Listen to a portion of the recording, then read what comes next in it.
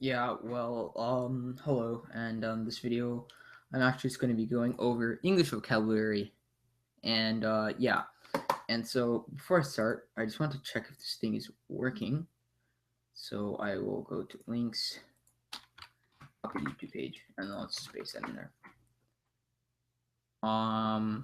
Yeah, it works. So basically, what I'm going to do now is I'm just going to go over some words that I think are important. These aren't in. I'm pretty sure they're in this Quizlet deck, but I think these are around the 10 most important words.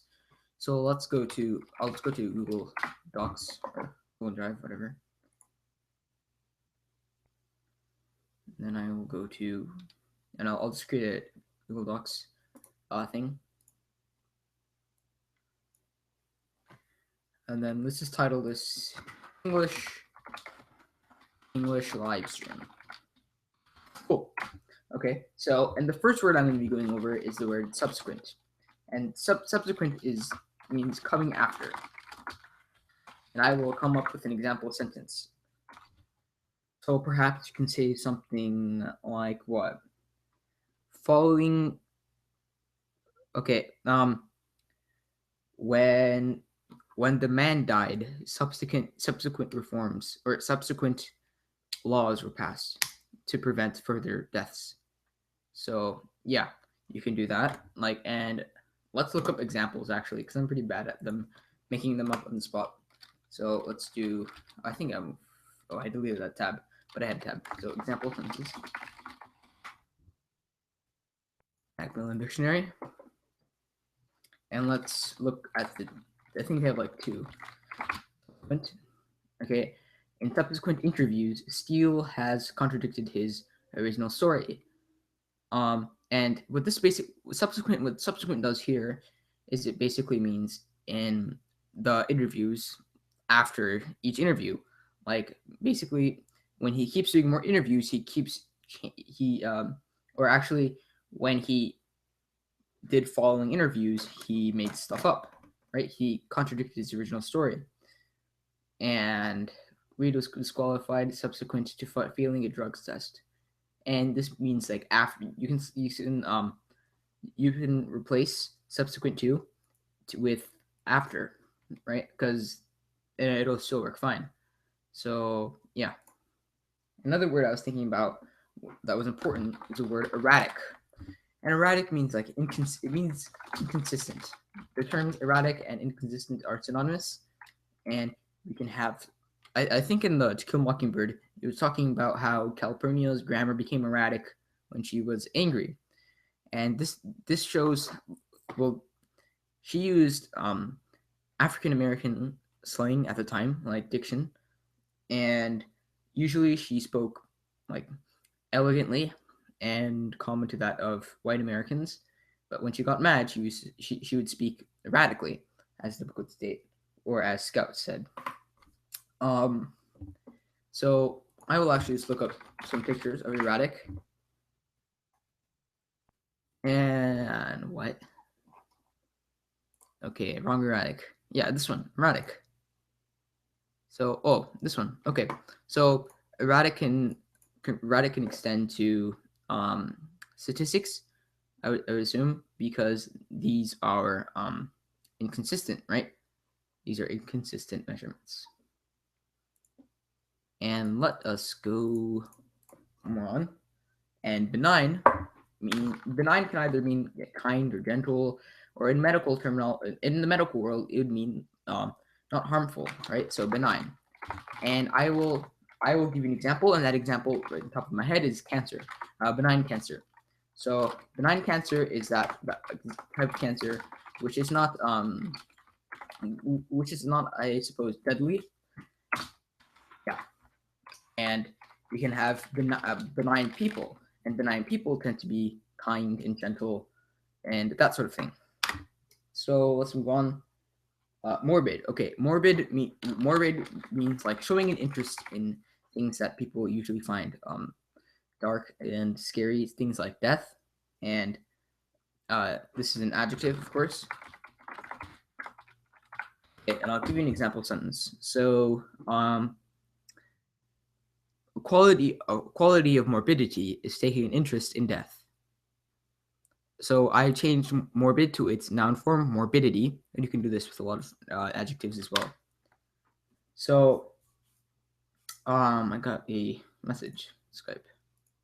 Okay, I'm gonna change this to offline. So, or do not disturb actually. And let's keep going. So we are going to be talking about inquisitive. Inquisitive means desiring knowledge. Desiring knowledge. And we can think of an inquisitive person as somebody who, of course, who asks questions frequently to learn more about their subjects in class. And saw a picture. I saw this kind of cool picture. It was some kid thinking and asking questions, which is cool. Inquisitive. I should have a tab open for Google Images. That would be a good idea. Yeah, curious or inquiring. Yeah. Imagination is more important than knowledge. Knowledge is limited. Imagination circles. Okay, yeah. Yeah, so I actually like this picture. I will copy it. Inquisitive. It has a search bar, and it has a search bar, in the word, or in the queue in inquisitive. Okay. And now let's keep going on. And basically, we are going to talk about the word ensuing. Ensuing basically means subsequent. They're the same. They're synonymous with each other. And of course, it's synonymous. Hey, synonymous means meaning the same as. I think this was one of our TCAM quizzes, and so that's one of the reasons why you should know these words or that word. So, but I'm not gonna focus on that word because it's pretty easy. So ensuing, happening after, as a result. So, when the fugitive jumped out of the car, the police. Or what? Okay, I'll Google an example. Guards returned fire, and the ensuing gunfight lasted all day. Oh, this is a good example. So the gunfight occurs as a result of the guards shooting. So ensuing in this case just means the same thing as subsequent, coming after. So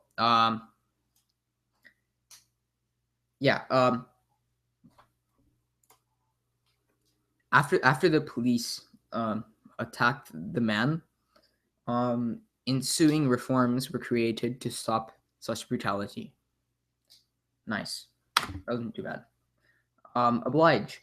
So oblige means to be forced by some type of law or rule, and more often than not, there'll be moral rules. For example, when the grandma fell on the ground, people were obliged to help her, or the people were obliged to clean up after their mess because they were such clean people, right? And yeah, so it doesn't have to be actual physical law, but it can be a moral law as well. So forced. Actually, I'll put this here.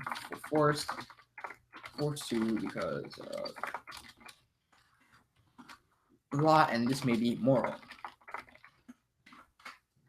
Okay, let's go on. And pilgrimage. Okay, so pilgrimage refers to a migration for holy reasons or for religious reasons. And so you'll commonly hear about a pilgrimage to Mecca, and I believe that Mecca is a holy city of the Islamic religion, and it's called a pilgrimage because it's going to a holy or a religious destination. To a religious destination. And of course, pilgrimage refers to going on a journey. So I'll replace that with journey to a religious destination. Now, I'll actually see right now if I have any comments or any questions, because we have inquisitive folks on the internet. I just used this word. All right. Okay, we have a like. Thank you for. Oh, I disabled the comments. My bad. Yeah, so let us continue. And the next word I'm going to be going over is perpetrate. Perpetrate. And perpetrate means carry out. This word is actually, I think I can come up with an example. So the man allegedly perpetrated a rebellion against the government. So he carried out these plans, and perpetrate usually means a crime. So yeah, so perpetrate means to carry out a crime. Cool. Okay. Let's see. A libel. A libel is a rumor that damages someone's credibility. Someone's credibility. Oh, that's a mistake to make. Credibility. And then yeah, so for example, I saw this picture with like it was some tabloid magazine how somebody like abandoned the child or something, and which was not like true, I suppose. And so he got mad and he sued, and yeah, that rumor is called a libel. A caricature is like or a comic that makes fun of people. Comic. And you commonly see characters as like political cartoons, and so we can have like caricature, and I'm sure that most of them are political. So caricature, yeah, yeah, I commonly see like these kinds. So let's do this, and so basically, like it overemphasizes certain like facial features, like ears and stuff like that. And yeah, next, yeah. And going on, I'm going to be going over grammar right now. So let's go to Google Drive, or I will just refer to stuff. Okay. No, it's not what I want.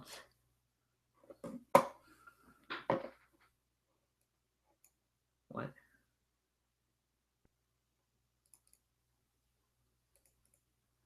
Okay, anyways.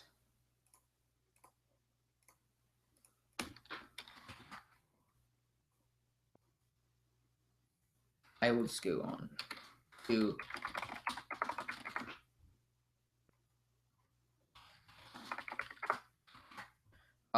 my Google Drive is on another email account, which is what I'm doing this for.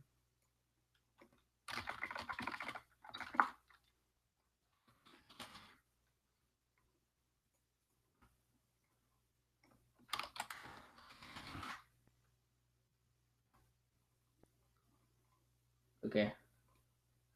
Now I'll just go to the CAMS class 2019 and then semester one finals, and let's go over to here. Okay. And so let's just go over this. So, yeah, let's talk about subject verb agreement actually. So this is actually really easy.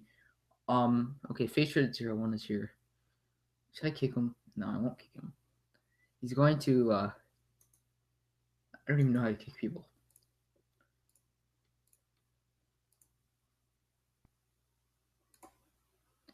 All right. So basically, this is, well, you can see this in Spanish too. Like you can see a lot of these things in Spanish. So if you guys speak some degree of Spanish, this might actually be pretty useful. So subject verb agreement. So subject verb agreement, as the notes say, is when a verb and a subject actually like agree in tense with each other. So counterintuitively, if you have a singular noun, you have a singular verb. But what's counterintuitive about this is that singular verbs can have an s at the end. Singular verbs have an s. But plural verbs do not have an s. So if I say he loves to play, he loves is singular, right? but it sounds like it's plural because it has an S at the end. Yeah. So if I were to give an example in Spanish, how would I do this? I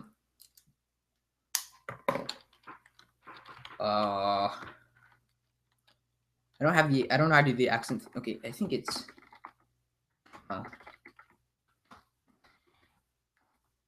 whatever. So I will type it without accent marks. Hombre.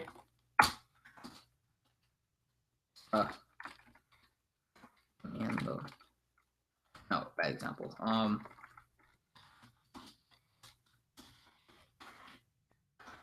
Man eats the rice. El hombre come el arroz. And we know in this case that these el hombre and come agree with each other because it's a singular. Yeah. If you had more than one subject, like los hombres, you would have to change come to comen, and you do the same thing in English, right? So you'd say the man likes rice, or the man eats rice. I'm sorry, eats rice. The men eat rice. You can see this change in the verb.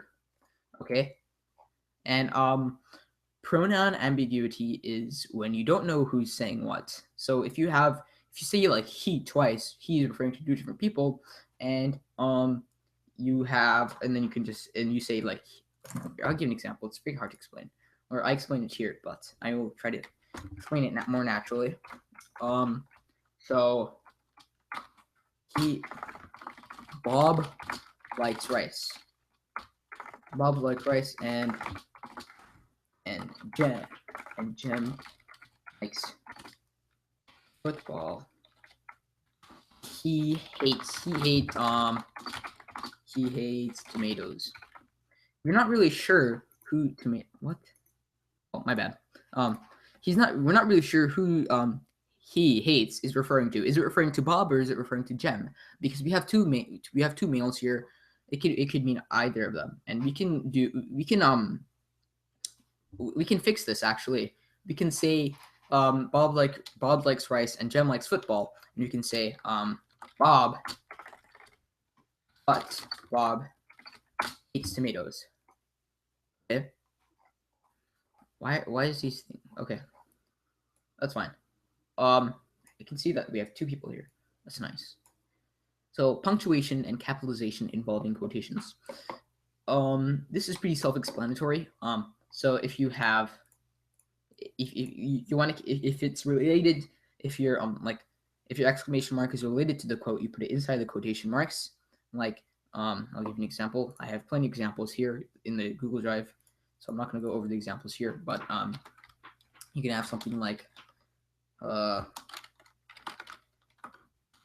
he said, what did you say to me?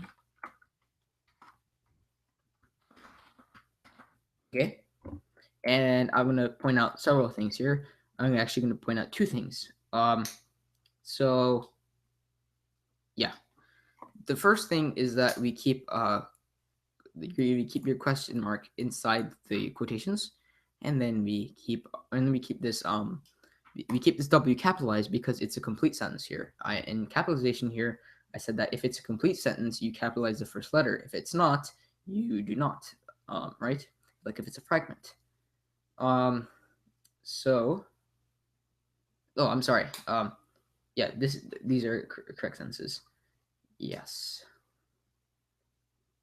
Let's keep going on.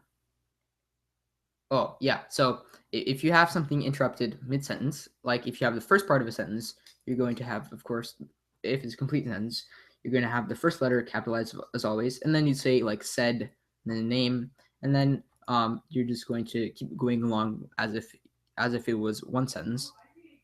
Abe. All right, I'll be right back.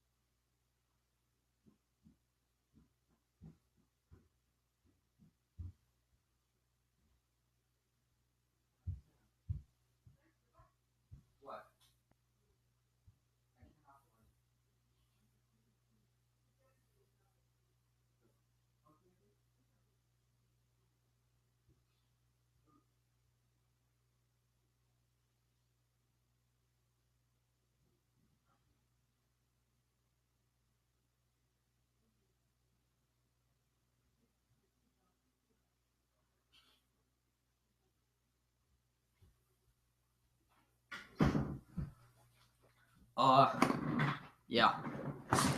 Well, I'm back. Okay, so let's continue where we started. And so yeah, we're gonna continue on as if it was one sentence. There are three essential parts to complete sentence. These are a subject, a predicate, and a complete thought. And if you're missing these things, then it's a fragment, right? Okay, so in this case, because it is similar to French, is a fragment because we are okay. We don't know what because is. It's in another sentence, right? And if we combine it as one sentence, it would be a complete sentence. Or if you combine two sentences, it would be a complete sentence, right? And the third sentence is fine because it has all three components of a sentence or a complete sentence. Let's go. Here's another fragment. Although you wanted me to do your homework. Okay, so although implies that you have other things after you wanted me to do your homework. Like, yeah, so instead you can say, however, right? However, comma, you wanted me to do my homework. That's my dog.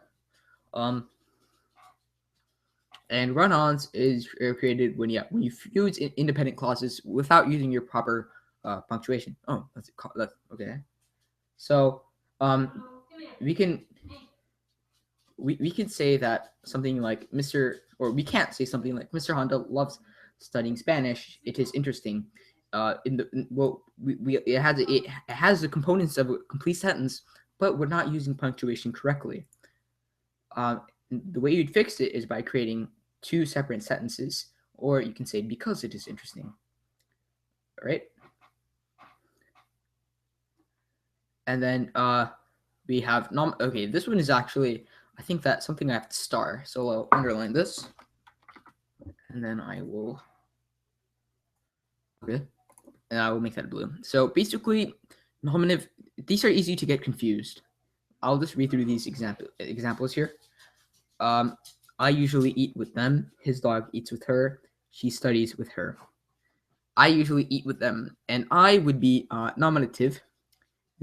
I'll keep going. And them would be objective. Okay? Your nominative are things that do something, and your objectives are things that have done things to them. I is doing the usually eat.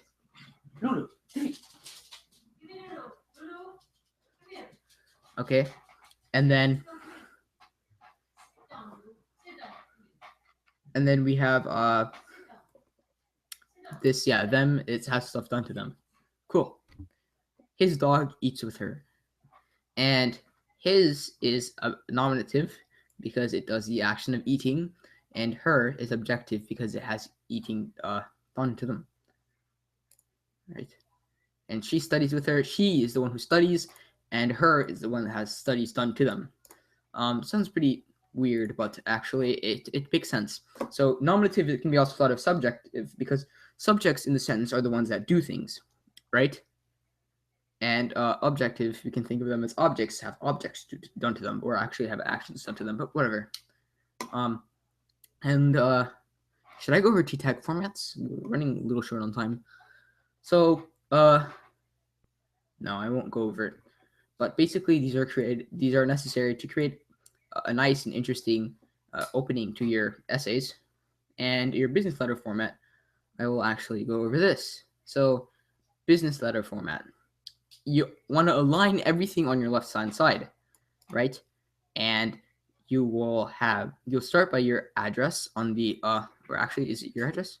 No, it's their address. Sorry, their address in this format. You have date, name, and their title, business name, street, city, states. Okay. Instead of just going over what I already have, I will create I'll just create another. I'll create an example. So let's go. I'll zoom out a little bit so you guys can see both at the same time. Okay. And so we want to start by having, right? We want to start by having name, date, and title, or date, name, title. So January 11th. Of course, you want to spell generate correctly. Then you want their name and title, and so their name might be Dr. John Von Turden. And of course, you want to spell these things right. Right? Okay, whatever. And their business name, so we can have Health Incorporated. And then you can have address, and street, and then we're going to have their city name, California. That's their zip code. And then we are going to continue with having the dear statement, I believe. Yeah, you have their dear statement, and your dear statement will be Dear Dr. John Bond. AJ says, wouldn't the address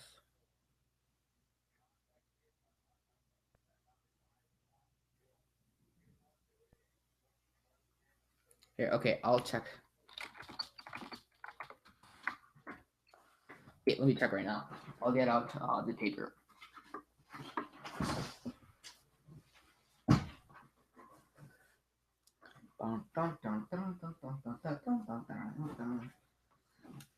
Okay.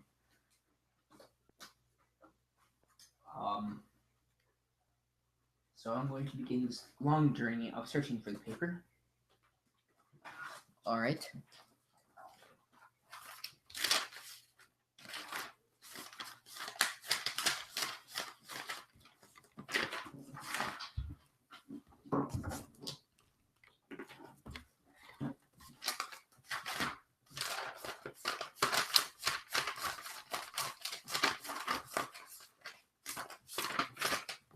I could have sworn it's had it over here.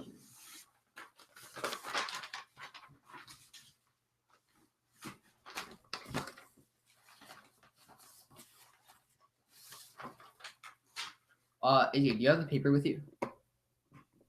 Okay, I will.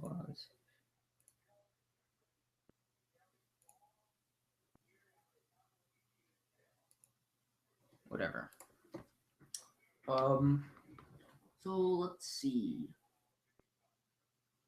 Yeah. Can't really tell. She might have the format sheet on School Loop. Oh, AJ, you are smart.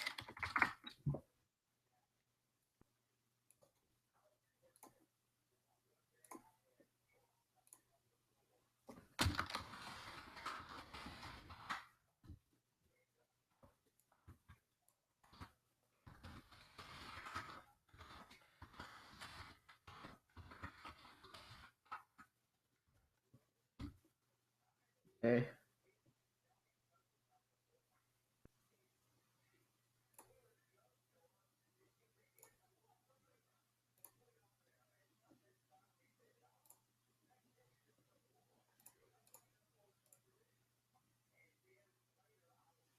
She also might not have it.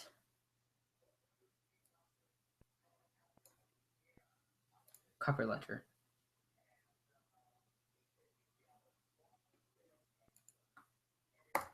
I'll do Google then because I couldn't really find it there.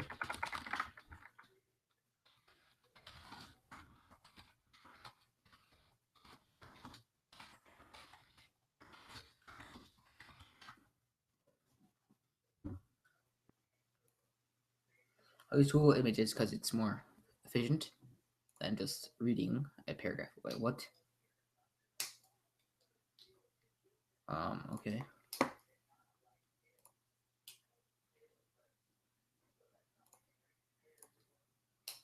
So, oh snap! Yeah, you might actually be right.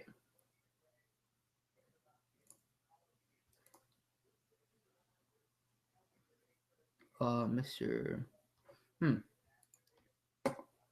You might actually be right.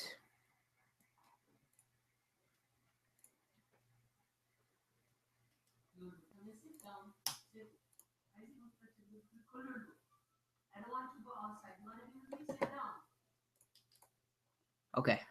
Yeah, you were actually right. Wait, no, I was right. I am right. Because, as you can see here, we have the address below the name, right? Right, okay. Mama, okay. Okay. Um,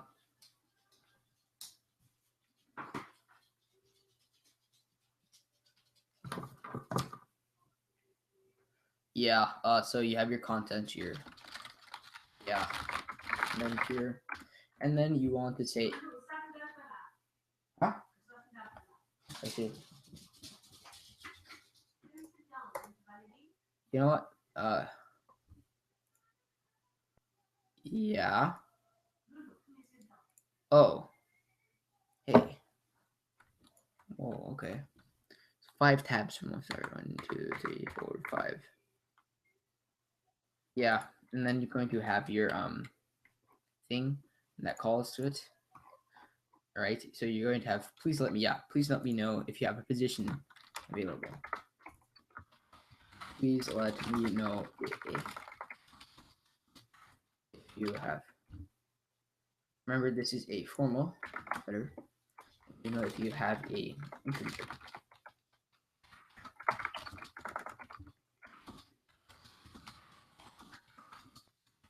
You may contact me at my email, john34@gmail.com, or by US.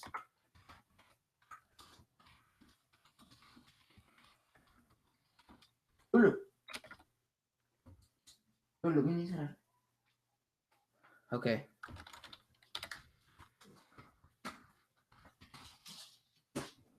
Actually, oh, I shouldn't say name. Okay. And then you have your name, and then I think you have your name, and then your signature, and then yeah, your address. Font, and I'll just change the format of it, or change the font. This is a very awkward Google Hangouts, I have to say. Yes, let's do that. That's a good idea.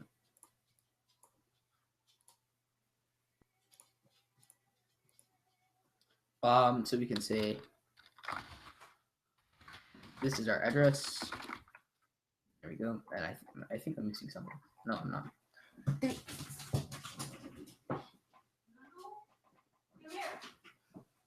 Ustaz, mami about lunch no. Ustaz. Okay, mom. He's coming. Mom, mom, can you next?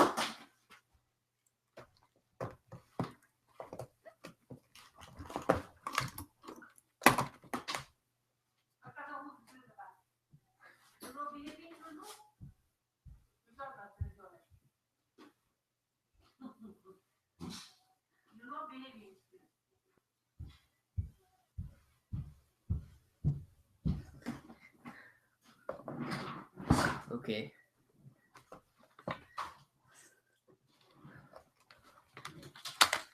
Yeah, I'm gonna end this the thing. All right, should I? Okay, is there anything I need to add? Let me see. Mr. Spouse, what? Okay, whatever, it doesn't matter. And I will just exit out of this. Okay, I will see if I have any questions on Facebook. Let's do that.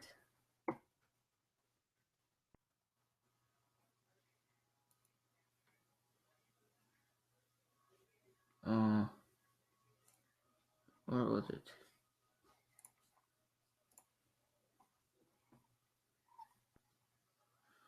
Okay, no comments, I suppose.